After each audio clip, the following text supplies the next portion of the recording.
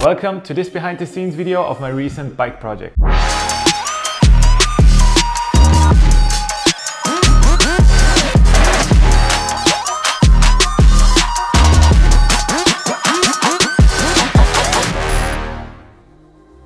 First of all, let's start why I wanted to make this project.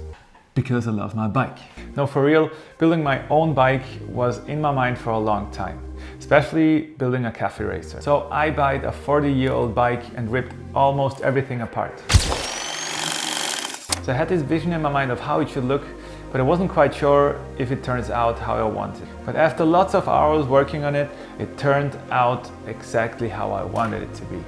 Badass! And as a filmmaker, of course, I made a video about it. With this film, I also wanted to give the message that everyone should keep their goals and dreams in mind. Let's talk about how I planned this shoot. In general, I wanted to create a dark cinematic mood split in two sections.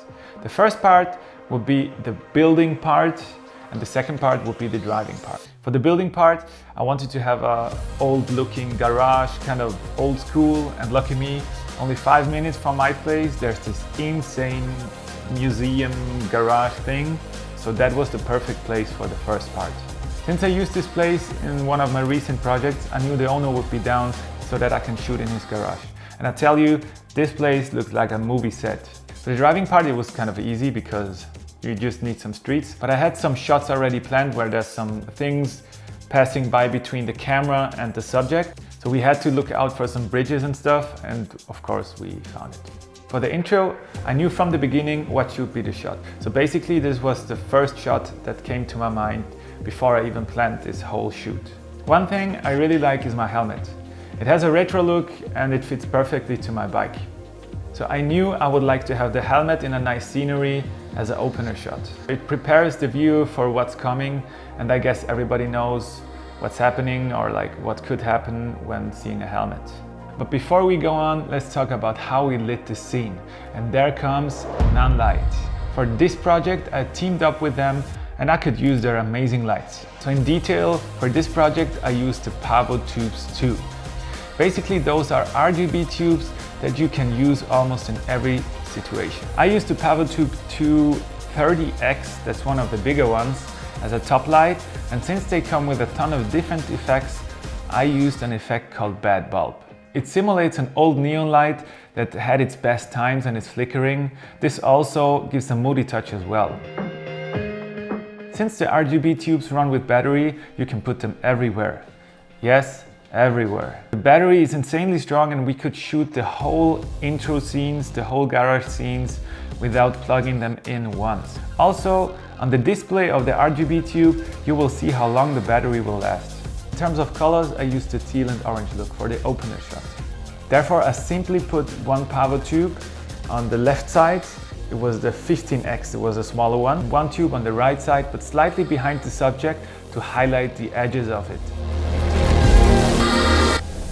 And after the helmet shot, the story was kind of clear. It's me coming into the scene, searching for specs and infos about how to build a bike, and then start to work on it.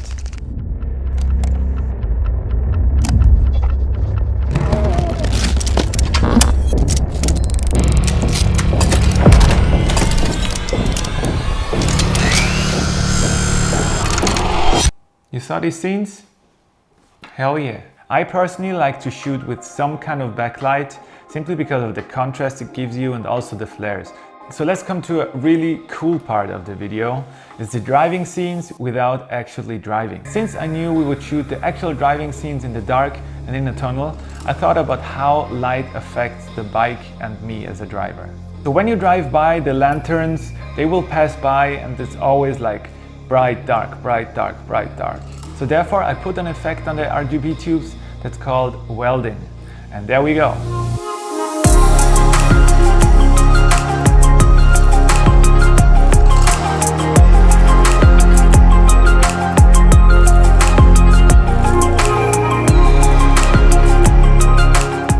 I really like how the shots blend in perfectly to the actual driving scenes. Such close-ups, in my opinion, add variety and they give you an action-related feeling. So So here's a tip for your next shoots. What I personally do is pre-plan some shots. So basically I write down a list of different shots I want to have in my edit. Throughout the edit I already knew I will put some major shots and some major transitions in there. So for the transition from the garage to the actual driving scene, I simply made a match cut. This means I filmed exactly the same in both environments. I just took care that I made exactly the same movement in the garage scene as well as in the driving scene.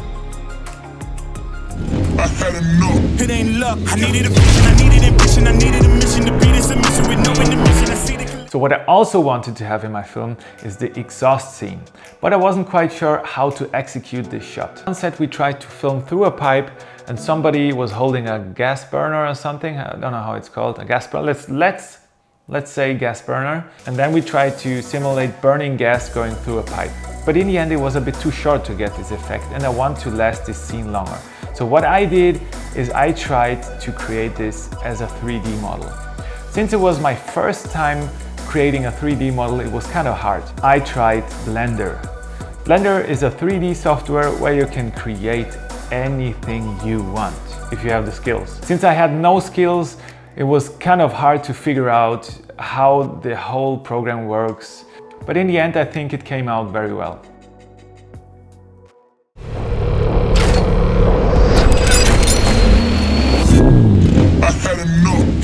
So what really helps is creating a shot list where you have some pre-planned shots and creating some sort of a storyboard. And that's it with this behind the scenes video. If you have any other questions, let me know in the comments, and please don't forget to subscribe and hit that like button.